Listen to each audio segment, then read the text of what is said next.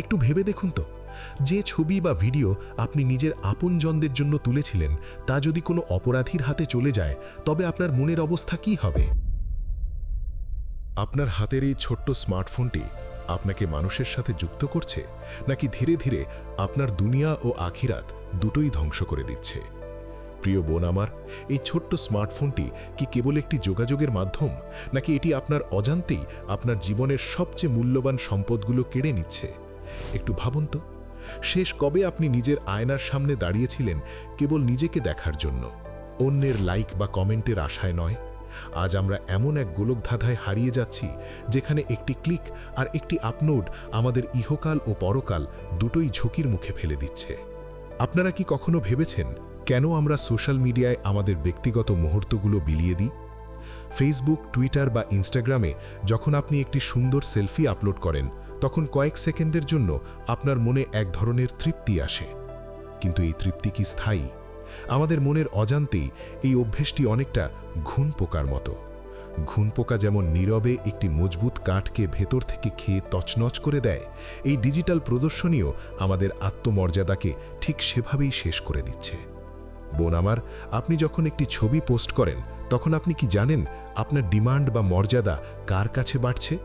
হয়তো কিছু পথভ্রষ্ট যুবক বা ব্যক্তিত্বহীন মানুষের কাছে, যারা আপনার সৌন্দর্যের বিচার করে কেবল হট বা বিউটিফুলের মতো চস্তা কিছু কমেন্ট দিয়ে।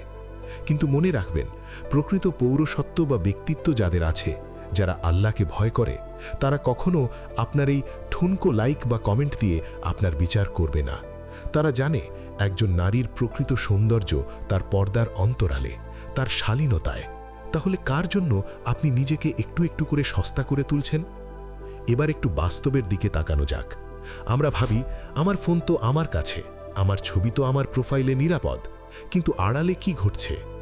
বর্তমান বিশ্বে ব্ল্যাক হ্যাট হ্যাকাররা ওত পেতে বসে আছে আপনার ব্যক্তিগত তথ্য চুরি করার জন্য। আপনি যখন হোয়াটসঅ্যাপ, ফেসবুক বা ইনস্টাগ্রামে কোনো ছবি শেয়ার করছেন বা এমনকি আপনার গ্যালারিতে রেখে দিচ্ছেন, আধুনিক হ্যাকিং টেকনিক ব্যবহার করে তারা আপনার ফোনের গ্যালারি পর্যন্ত পৌঁছে যেতে পারে। আপনারা কি জানেন, হ্যাকাররা আপনার ফোনের ক্যামেরা এবং মাইক্রোফোন পর্যন্ত অ্যাক্সেস করতে পারে? হয়তো আপনি ভাবছেন আপনার ফোনটি টেবিলের উপর রাখা, কিন্তু কোনো এক অদৃশ্য হ্যাকার আপনার অজান্তেই আপনার ভিডিও রেকর্ড করছে বা আপনার কথা শুনছে। আপনি কখন কোথায় আছেন তা ম্যাপে সুনির্দিষ্টভাবে দেখতে পায়। এমনকি আপনার ফোনের এসএমএস বা কল লিস্টও তাদের আয়ত্তে চলে যেতে পারে। এই ডিজিটাল চুরির মাধ্যমে তারা ব্ল্যাকমেইল করতে দ্বিধা করে না। একটু ভেবে দেখুন তো, যে ছবি বা ভিডিও আপনি নিজের আপনজনদের জন্য তুলেছিলেন তা যদি কোনো অপরাধীর হাতে চলে যায়, তবে আপনার মনের অবস্থা কী হবে? এটি কি কেবল একটি নিরাপত্তা ঝুঁকি, নাকি আপনার সম্মানের উপর বড় এক আঘাত? তাই প্রযুক্তির এই যুগে কেবল পাসওয়ার্ড দিয়ে নয়, বরং অপ্রয়োজনীয় প্রদর্শনী এড়িয়ে চলাই হলো বুদ্ধিমানের কাজ। জাহান্নামের আগুনের কথা কি আমরা কখনো গভীরভাবে ভেবেছি? আল্লাহ পাক রাব্বুল আলামিন সূরা ইব্রাহিমের 50 নম্বর আয়াতে বলেছেন, তাদের জামা হবে পিচের আর তাদের মুখমণ্ডল আবৃত করে থাকবে আগুন।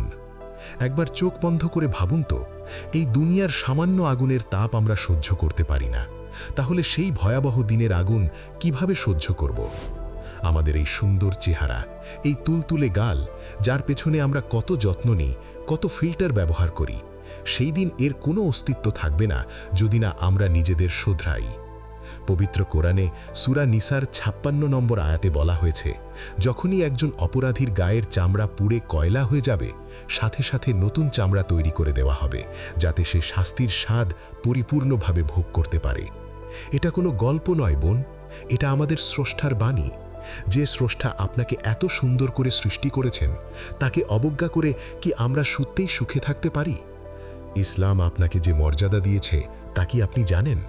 আপনি সেই জাতি যাদের জীবন্ত কবর দেওয়ার প্রথা থেকে তুলে এনে পুরুষের জন্য চক্ষু শীতলকারিণী বানানো হয়েছে।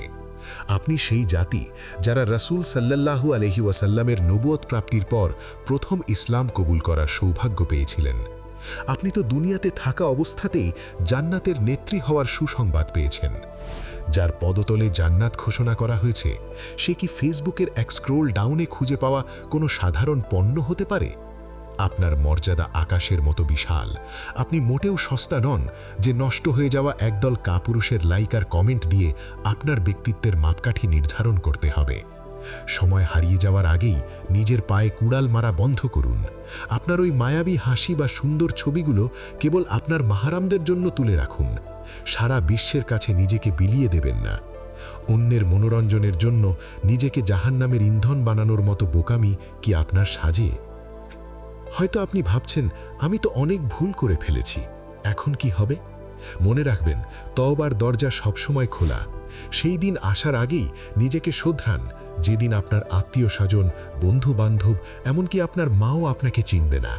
সেই কঠিন দিনে আমাদের কেবল আমলই সাথী হবে। প্রযুক্তিগতভাবেও সচেতন হন।